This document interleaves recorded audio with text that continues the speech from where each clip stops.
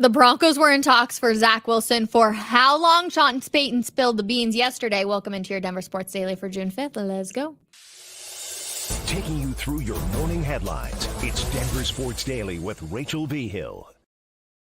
Zach Wilson didn't look good on Tuesday for OTAs. He had a few dropped passes, a bad interception to PJ Locke, and to be honest, the past couple of weeks, he hasn't stood out. It seems like the conversation's been mainly around Jarrett Stidham and Bo Nix, but hey, Sean Payton still speaks highly of the QB, and while we were all thought maybe the QB trade that week before the draft was a quick one, Sean Payton had to say so differently. Take a listen. We just felt like, man, we'd love to work with this guy. It wasn't too long ago. We remember grading him, and we felt the investment was worth it relative to his skill set and his talent. And so it took a while. You know, we spent the better part of a month and a half working on that trade. A month and a half. That's how long the Broncos were in talks with the Jets to get Zach Wilson. Now, again, I thought it was just a, hey, if we know we're not going to get our guy, which we believe is Bo Nix based off of what everybody at Broncos Park has been saying, then it would have made sense of like, okay, well, let's go out week of the draft. We'll try and get this other QB. But a month and a half to try and land him. I'm like, first of all, what were the Jets originally wanting for the fact that this trade couldn't go through for an entire 6 weeks? I have so many questions about that entire process, but the trade ends up happening, and now you have a 3-quarterback battle, which I'm going to be completely honest, it's more like a 2 QB battle. Make sure you tune in Coffee Break. Cecil Lamb and I broke down everything that you needed to know about the last day of OTAs yesterday from the media perspective. And let's be honest, it is definitely a 2 QB battle, and is Zach Wilson in that conversation? Definitely tune in, 12 p.m. Sean Payton, though, expressed optimism about wide receiver Courtland Sutton attending the team's mandatory minicamp next week. And although he did not confirm Sutton's attendance with certainty, he does believe that the wide receiver will most likely show up. When a follow-up question was asked if Sutton wants a pay boost, Payton had jokes and said, well, it's not that he doesn't like our new uniforms. We're seeing stars like CeeDee Lamb, Brandon Ayuk skipping minicamp as well. But how much do players actually get fined if they don't show up to minicamp?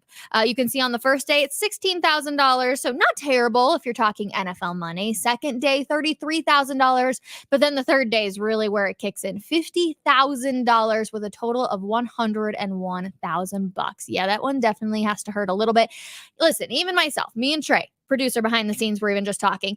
I'm not giving $100 like NFL money to regular money. How I get paid, it's like $100,000, like $100 to me. I'm not, or maybe $1,000. I'm not willing to give up $1,000 or $100 to not go to 3 days of meetings. If I'm going to be completely honest with you, I'm just not willing to do it. So, will we see Courtland Sutton out there? I don't know. I think it's going to be very interesting. There's a few other storylines on today's episode that we're going to tie back to Courtland Sutton, and I'm very curious on your opinions for sure. Now, Larry Allen, the Dallas Cowboys legend, died suddenly on Monday while vacationing with his family in Mexico. Allen leaves behind a wife and 3 children, and Sean Payton spoke on the Cowboys legend yesterday. Take a listen. I had heard that, you know, at the Pro Bowl, and this was over in Hawaii, it was if you could get someone's room number, that was like gold because you know, all the teams stayed at the same hotel with the families, and, you know, your incidentals can spike pretty quickly for a week there. So we're signing these balls, and I said, Tony, I said, my son Connor, and Connor knew Tony, of course, when I said, my son Connor has made a picture for you, and he wants to bring it up to your room. What number are you in? He said 1118, and Larry Allen was signing balls, and then quietly, he just looked at me. And then a day later, Tony had to check into another room. So I would say, aside from being a great player and a great person, he was smart. We obviously send our condolences to Larry Allen's entire family, like I mentioned, a wife and 3 children. I know his daughter had actually posted on social media and said that she can't believe that this has happened and she feels like she's living in a dream. So, of course, sending our thoughts and prayers over to his entire family and to the Cowboys organization as well. I love, though, that Sean Payton told a really good story and he made the entire media laugh when he brought it up. again, I feel like during one of those situations, you always try to find, a happy memory that you can share. And I hope that the family gets back to what Sean Payton said, and hopefully it brings a smile to their face as well. Moving on, Miami quarterback Tua Tagovailoa has a different look at the Dolphins mandatory minicamp this week. And it's not just because he is clean shaven. So Miami wide receiver Jalen Waddle told reporters, I told him I missed chubby Tua, man. I missed chubby Tua. I am not going to lie. I didn't like when I saw him. Eat some more or something, man. After sustaining 2 concussions and missing 5.5 games during the 2022 season, Tagovailoa bulked up last season. We actually have a picture. And of course, one has pads on, the other does not.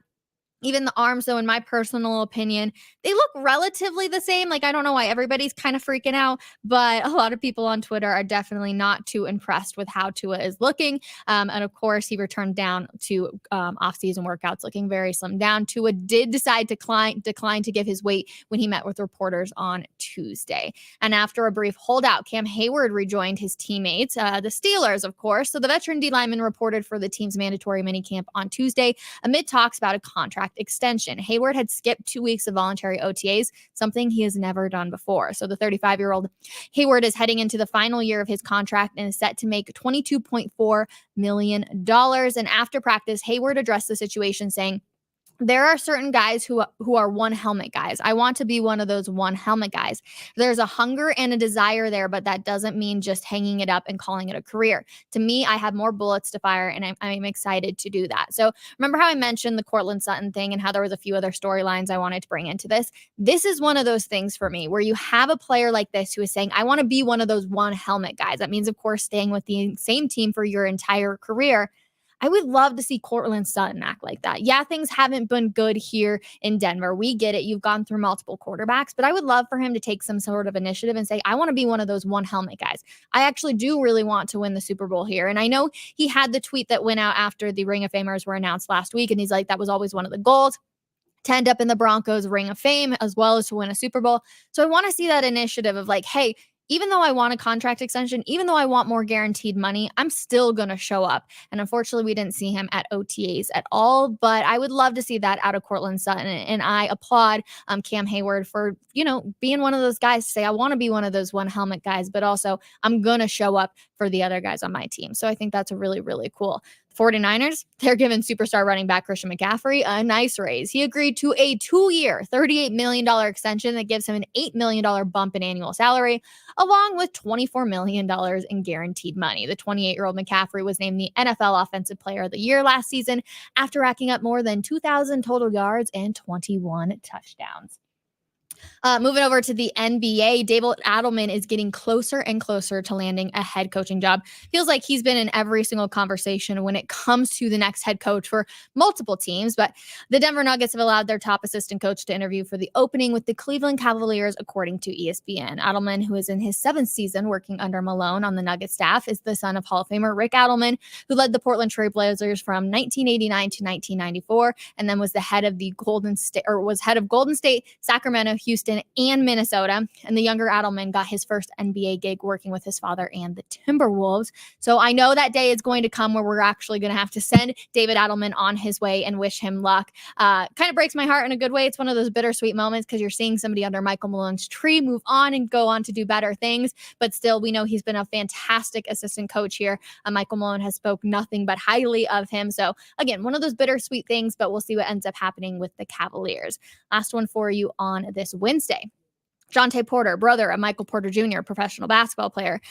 He was involved in the betting scandal involving significant gambling debts. We all remember this. Of course, it was, weighing on MPJ just a little bit during the actual NBA postseason. But federal prosecutors have charged 4 individuals, including Porter, who was banned by the NBA for essentially Porter was agreeing to exit games early. He said he has an eye injury in one to assist in prop bets as part of a scheme to pay off debts owed.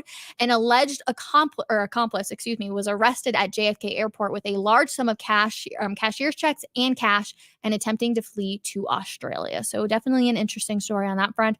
I would have loved to see kind of how that arrest went down. I'm not going to lie. When you're trying to get out to Australia, I'm sure people were probably starting to record down there at JFK and how they were able to catch him. I always find kind of that stuff a little interesting, if I'm going to be completely honest to you. So really interesting stuff. Love reading your comments. Keep them coming. Hello, Rachel. Hello. Thanks for hanging with me. Happy hump day, Rachel. Hope all is going well. Good morning. Yeah, thanks. Things are going well. It's weird because I feel like I'm on summer break for just a little bit. Not having the Avs or the Nuggets or anything. Like this time last year, it was all about the NBA Finals. The year before that, it was all about the Stanley Cup Finals. So I feel like I'm having a little bit of a summer. I'm getting sunburned. I've got a nice little sunburn on my shoulder over here. So I am doing well, though. Thank you guys always so much for spending just a little bit of time with me every single weekday. Let's talk about it, though, because I know you guys want to talk about Zach Wilson. The dude is an extremely long-term project. It does make me question Payton's credibility, unfortunately, but he probably knows more than most. At least it was a very cheap gamble. Zach will fail here, too. Nothing against the guy. He's just not starting caliber in this league.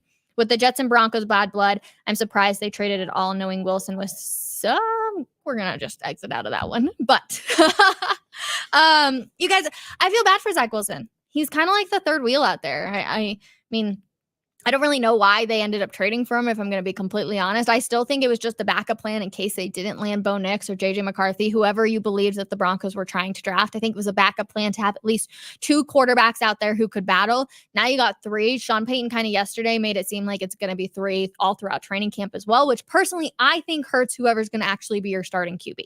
To have this constant rotation, they're not allowing them to get chemistry more so with their wide receivers, their running backs, etc. And it's not allowing the guys on the opposite side to either, get used to it as well. So I'm just kind of like, I don't love the fact that Sean Payton is teasing that it's going to be this, next 6 weeks or whatever it's going to be for training camp and all that kind of stuff. So I don't really love it, but I think getting Courtland Sutton back is going to be really interesting too, to see how he connects with all of these guys.